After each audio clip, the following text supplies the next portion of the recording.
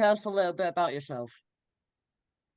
Well, I'm a television writer.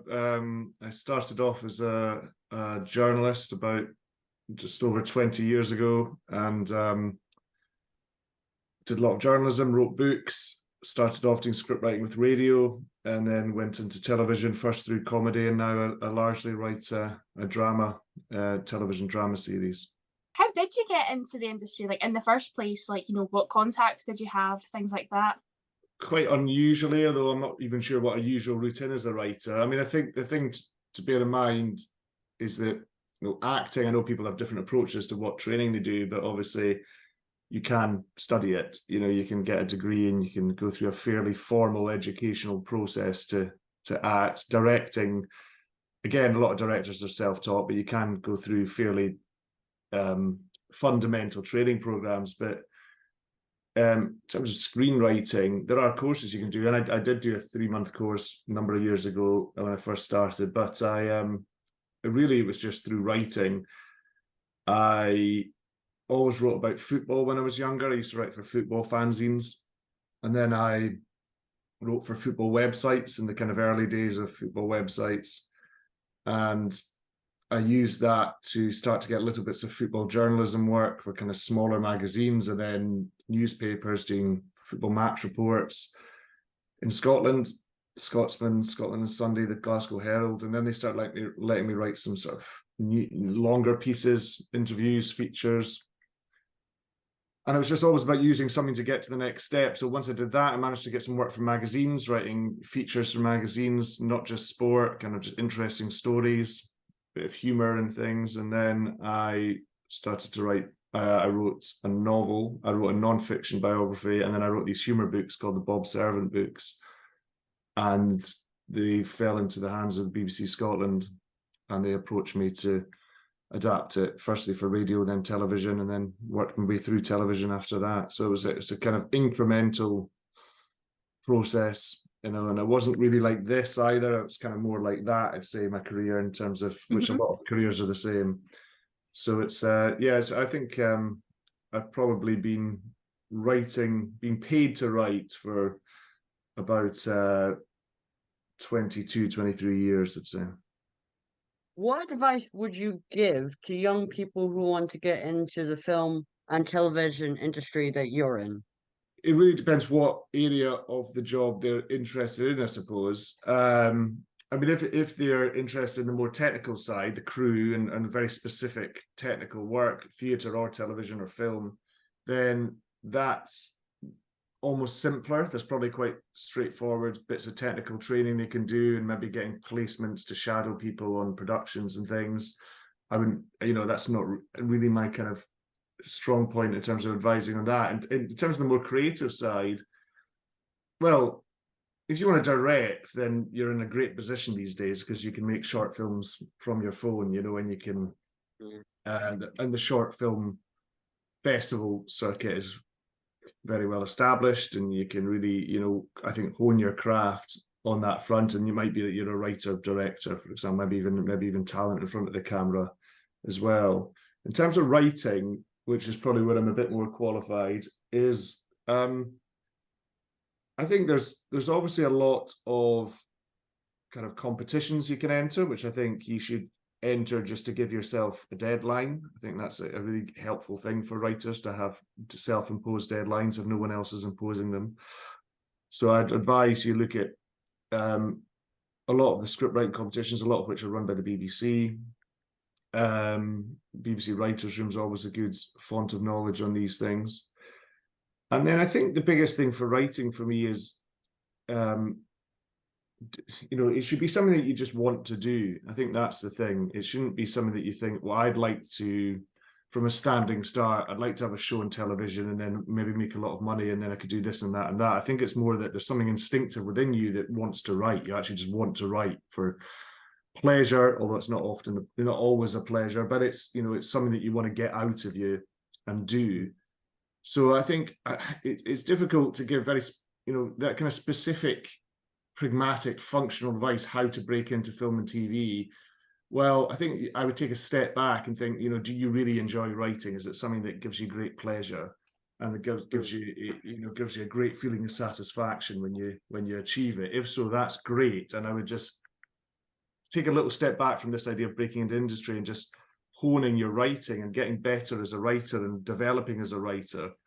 And then, of course, thinking pragmatically along the way of, well, maybe I could enter this competition, or, okay, I think I'm at a stage now I could send some work to this producer or that. But I think, I think the writing should come first in terms of how can I become a better writer and what is it I like to write, and finding your voice. That's the other thing, it's do you genuinely in your heart of hearts feel that you're at a stage where you really think your writing should be shared with lots of people that could might only read your work once? That's the other thing to bear in mind. So, or do you have maybe a trusted friend in the industry, or another friend who's a writer or a great teacher, who actually, maybe that's someone for now you should be bouncing your writing off and just getting advice, and maybe you should do a little screenwriting course, or maybe you should set yourself the challenge of reading some well-regarded screenwriting books and doing some writing exercises in them. So I think it's, when I was very young, when I was maybe 21, 22,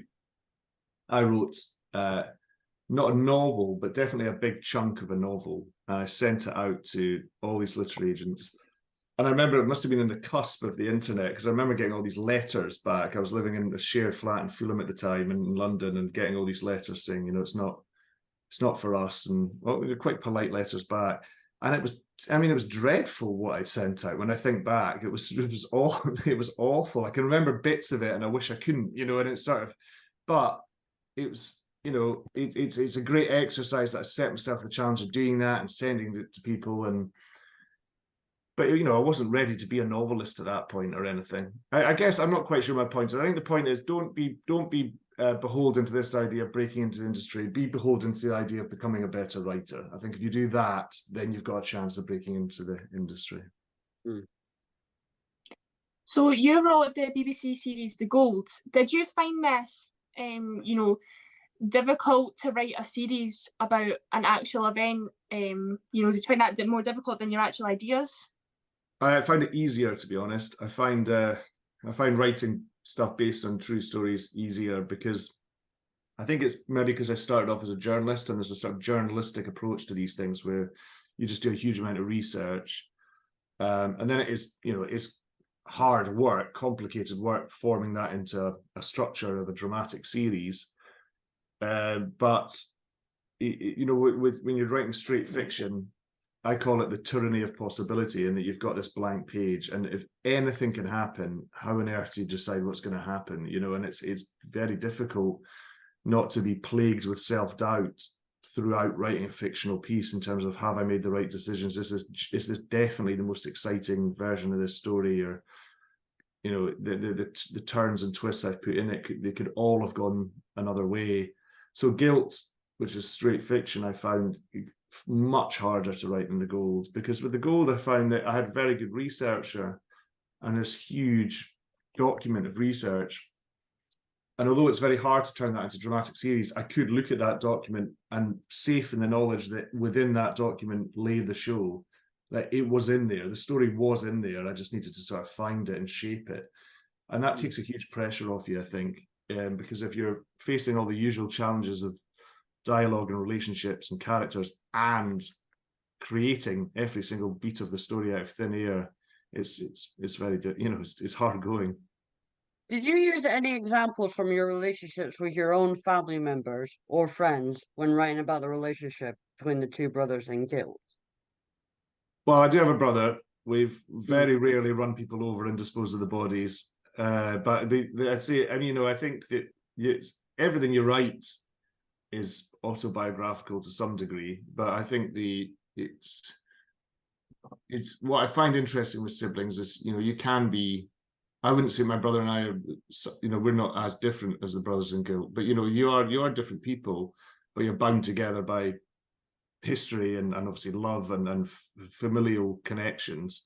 And I do find that sibling relationship really interesting dramatically. I think it's fascinating, because you have completely different lives of your own, but you have this unshakable connection. And if you then add an extreme event like happens in Guilt, then they can't escape each other. and they deal with it in very different ways and everything else. So I wouldn't say I kind of wholesale took things from my relationship with my brother at all, but they you know, every character in Guilt. I mean, I think Guilt's probably my most personal show, definitely, and there's probably part of me in every significant character in Guilt, when I properly think about it. As a whole, what inspired you? In general, to write. Yeah. Well, there was a great teacher when I was at school, Mr. Ferry, who's now in a nursing home in Brossy Ferry, around the corner from my parents, and he was a great teacher and really encouraged me, and so I think he sort of saw something in me, and you know, really, he was a sort of inspiring guy, and he made English seem living and interesting as a subject, and then I just like telling stories. I think I've always liked that since when I was young, and I get huge satisfaction from it. I just really enjoy writing. It gives me, you know, it's what I feel, I guess, viscerally, something that I should be doing with my life. So to be able to do it as a job, you know, it feels fairly magical and a great pleasure. So Neil, were you surprised by your success? Yeah. Yes.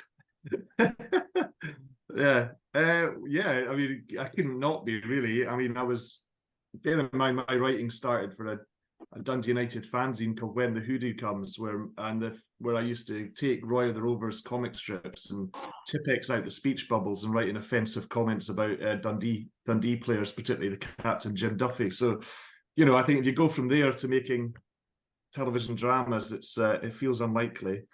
But I think no, I do feel surprised. I mean, I think one thing I would say is I have worked very hard. I do, and I continue to work very hard, and that's something I have always done.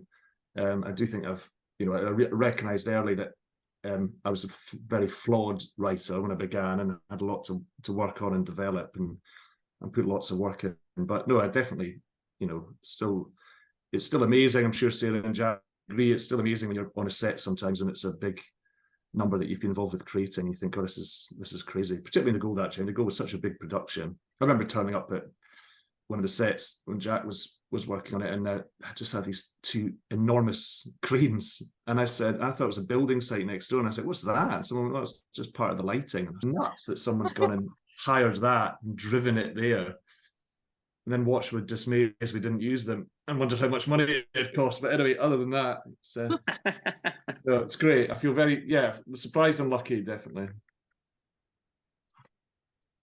So I was going to ask Jack and Sarah, what do you like about Neil's scripts? It's a great question. Great question. Give us 3 things each. Probably the first one is that he offers them to us. That's always a great script. That's a great way. Things I like about the scripts, I would say that they are quite poetic. I like that about the writing, that it's not the everyday. There's something interesting there in the way that he has his dialogue with characters. I don't know, it's something quite unique, I would say. And another one would be just for Guilt in particular, I would say that it's very Scottish, but without being overly so. It's nice local references, but it's not heavy-handed. And I think it's quite universal. I'd say that as well. And Jack, anything else you want to add? I love how fit and lean Neil's scripts are. Everything sort of worked out to a T, and I think coming from theatre, where rhythm is an important thing, and as I've gotten older, I've realised how much that is in me, in my body, from all the theatre that I've done. That every scene that I do, I sort of respond to the rhythm, and if it doesn't feel right, I try and find a rhythm. And with Neil's, you never have to work that hard because he's worked that rhythm out for you. And it's always a very, very enjoyable rhythm. I think his scripts are always very funny, which I love. I think anything of worth is sort of has an element of humor to it, and Neil's humor is brilliant. And probably the third thing would be that Neil, I quite like that his characters are quite unashamedly sort of self-conscious, which is always quite a nice thing to play. Is if someone's incredibly self-conscious, which I think a lot of actors are by nature because of what we do, and you're sort of constantly trying to fight against your own self-consciousness to be the character in a certain moment. But every single one of his characters in The Gold, for example, have a real thread of self-consciousness where they sort of self-comment, and it's almost what's going on in their head comes out, which is not only a wonderful thing to play, but it's enormously helpful as an actor to have that there. And so there's not a lot of ambiguity with Neil's scripts, which is great when the writing's great. It's a wonderful. I was never once I'd learnt the lines on The Gold, even though it was a very big character, very different to me, I didn't. Once I got the accent, I kind of didn't feel that. I found there wasn't as much work to do as I thought there normally would be for something like this, which is because the writing's so good. Yeah. Yeah, because I think that what you were saying as well, like about it being very slick and kind of quite tight, was there was no rewrites as well. I remember saying right at the beginning, I was like, Neil, how many rewrites are going to be here? You know, is there going to be loads to do? And I think in the whole time that we were shooting, my character's lines maybe changed once, and that was because a full stop was added. So it's very like what you saw was what you got, which was so lovely as an actor to not have to constantly be fighting against changes.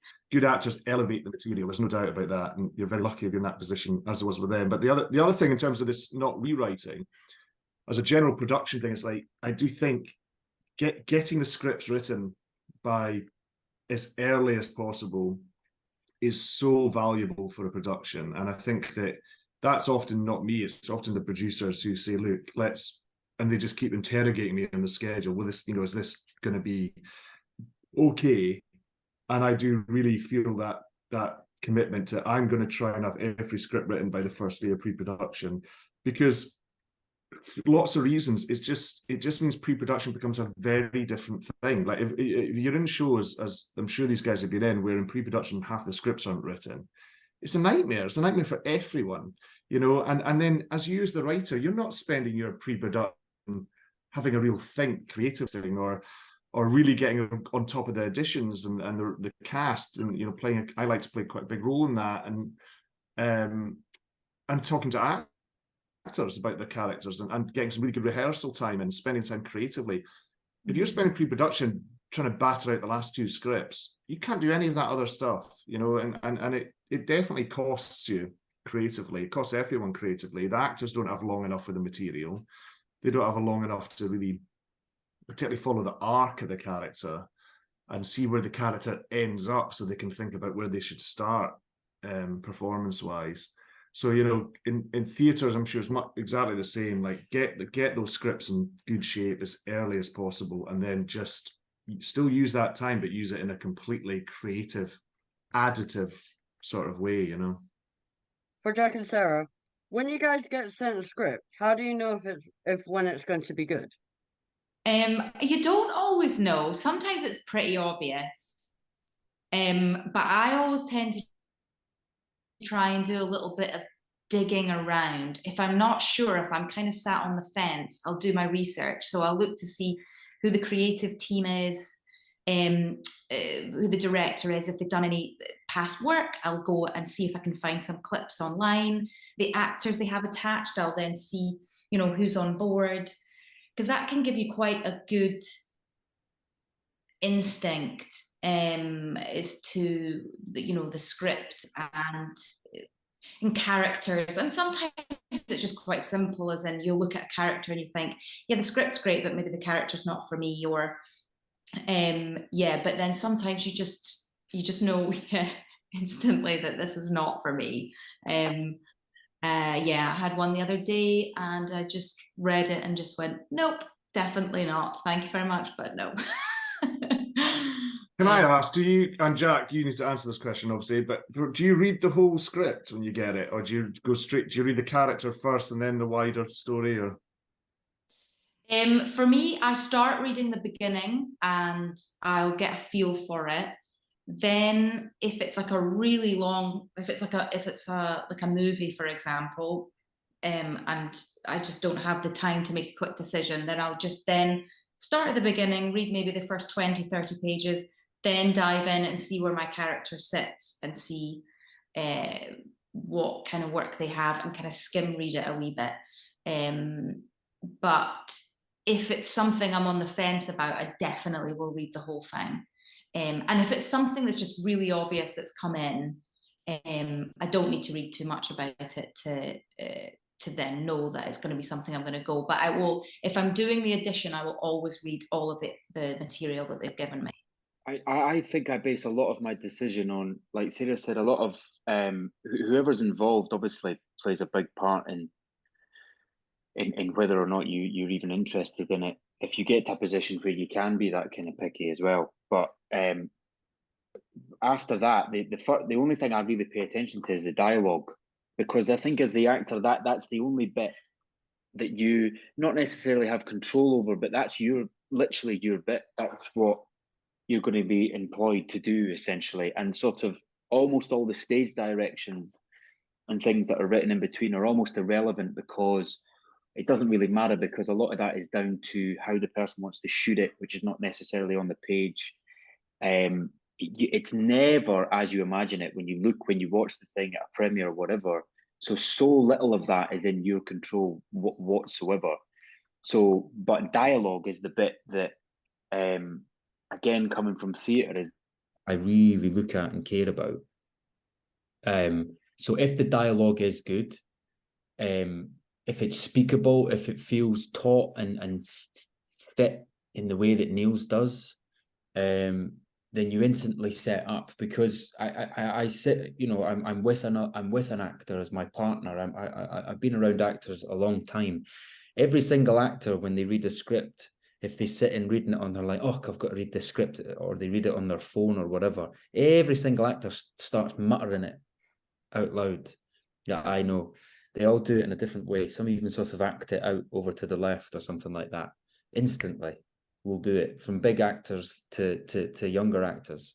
So that really, dialogue is when I go, oh, this could be good, because I think I could bring something to this, instead of, God, you know, another thing that I'm doing at the moment, which is TV as well, because it's a recurring thing, and the nature of it and who writes it, he likes to work with the actors, and he comes from an improv background with Amanda Iannucci.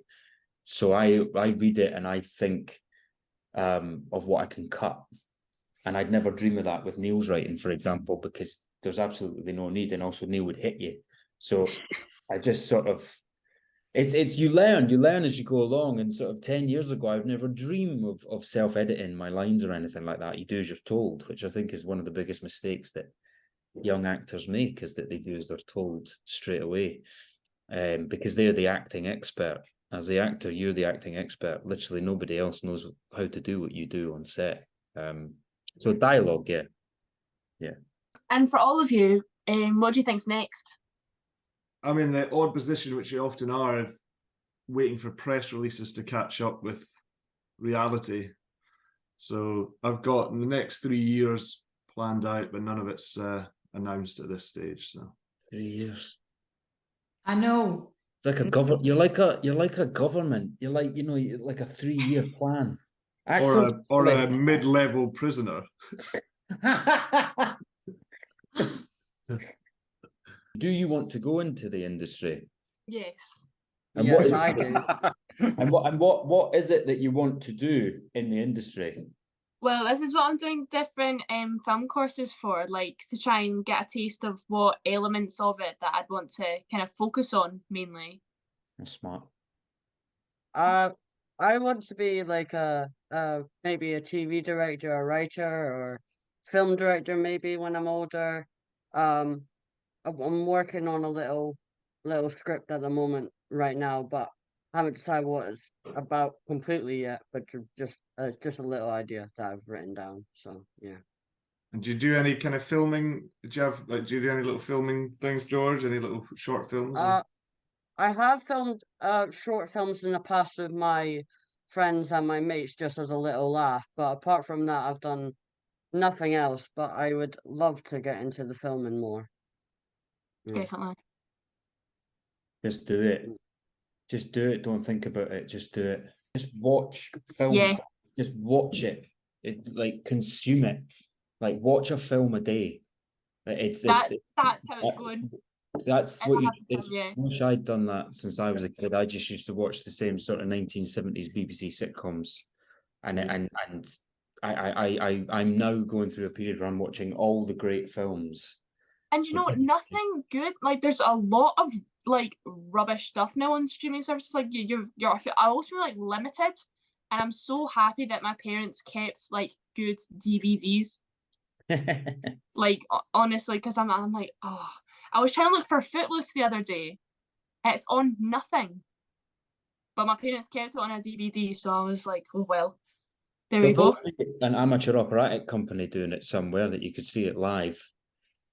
Probably somebody that's about 65 kicking about in a white vest. Yeah, and then manning the car park afterwards. But the you know what? The other thing I'd suggest, if you're interested in television, one of the things I suggest is try and get a job as a runner in a production if you can. That's what I was going to say, because I've got a relative who's a producer of Location, and she was saying that getting a sort of apprenticeship as a runner is a very good way to get contacts for a start. Well, contacts, but also just see how it works. See how television actually works. You know, it's such an education for you if you want to be writer or director or producer to just be on a set and get a feel of that and get a feel of the wider reality of making television or film up close. And you get to spend a bit of time with people as you're kind of getting them cups of tea and things, and people are generally nice and chat and things, and you just get a feel of what making television and making film is. I think it's really invaluable just to spend some time on a set, and if you can do it and be paid for it. And I think that along with just watching films, get on a film set and see how it works, and you might get bored very quickly as well and think it's not for you, because it can be a boring place depending on what you're doing. Particularly as an actor, it can be boring, and you can become envious of those. You can try being a writer, mate. Try having to watch you. Yeah, I know. What? That's not true. That's not true. Take after take, but it's I think that's a good thing. And then just like Jack said, just write. If you want to write. If you want to direct. There's no stopping you. It's the best way to get better as a writer is by writing. There's no doubt about that. And finish things. Set yourself little deadlines. And Jack and Sarah, how did you both? What was your training out of interest? That might be helpful for these two. Drama school. But I started, I was the same. School was terrible for being creative. And I joined youth theatre. So youth theatre in Edinburgh. And then through that, I did some professional productions we were attached at the Lyceum in Edinburgh. So that's how I kind of got in, and then I got an agent through that. And then I went and did another degree that wasn't anything to do with acting, but then came back and decided acting was what I really wanted to do. So I went to drama school, so kind of kicked things off from there.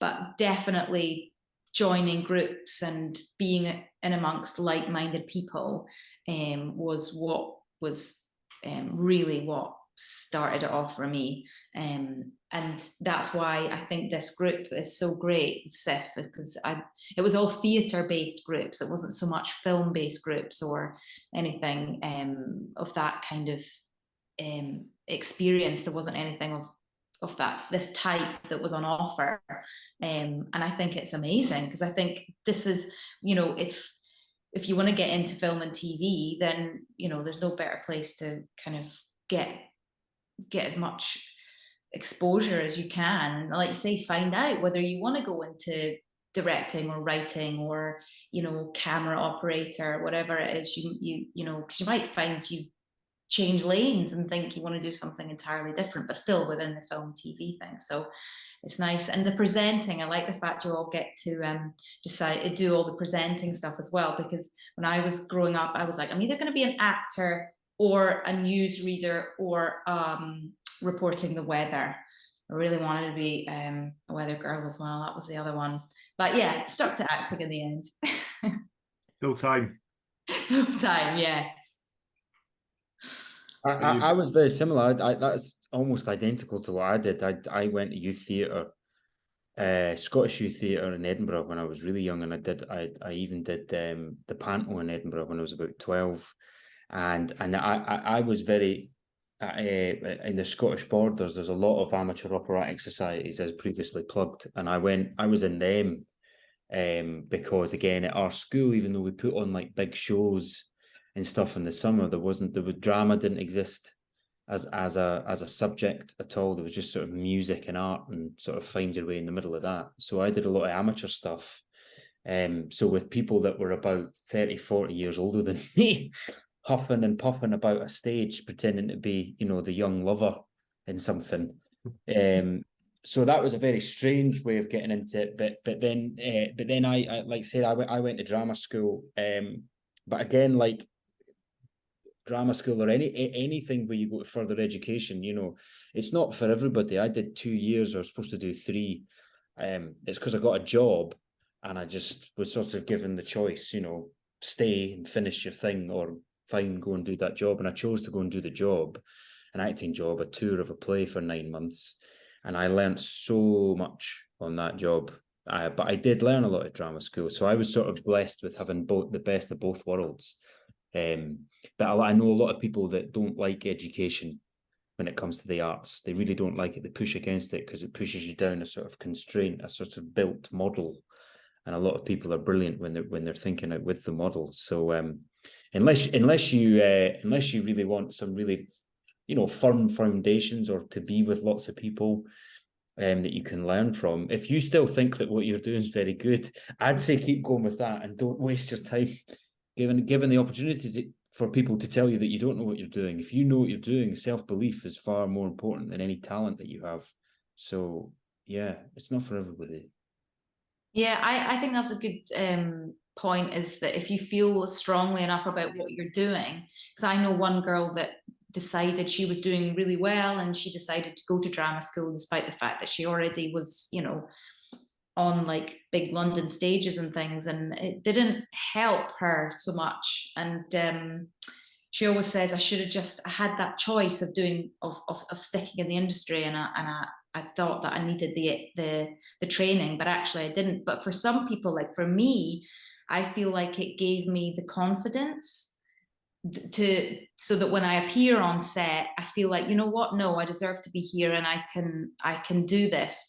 And I needed that bit of confidence boosting. But there's plenty of people that don't need that and don't need that kind of basis. And if you feel like Jack said that you're one of those, then it is. And it's not for everyone, you know. And it's not a done deal. It's not like you go in and you train and then you're definitely guaranteed a job.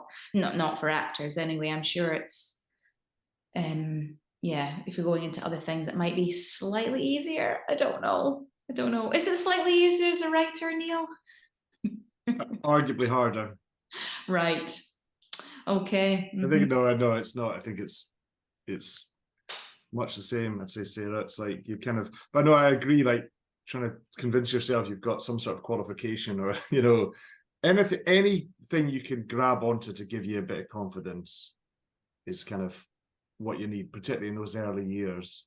It's very difficult, isn't it? Because you kind of, there's an element of growing up in public, I think, you know, if you're lucky enough to get work early on that gets made, where you're like, you know you're not the finished article, you know you've got so much to learn, but getting your foot in the door one way or another No, I think it's very hard. I feel I've got such respect for actors, both in terms of their ability, but it is, you know, that process is so hard. I mean, you know, putting yourself out there in terms of if you're doing auditions, or even if you're having to make those decisions, is this the right role for you? Because there's so many ways that role could change through a production and an edit and everything else, and you've spent 2 years on something and it's just not what you hoped it would be, I suppose, creatively. But it's you know, it's I think it's the thing for me is that I always say to younger writers, like, if you love writing, that's great, then write. And if anything comes off it commercially,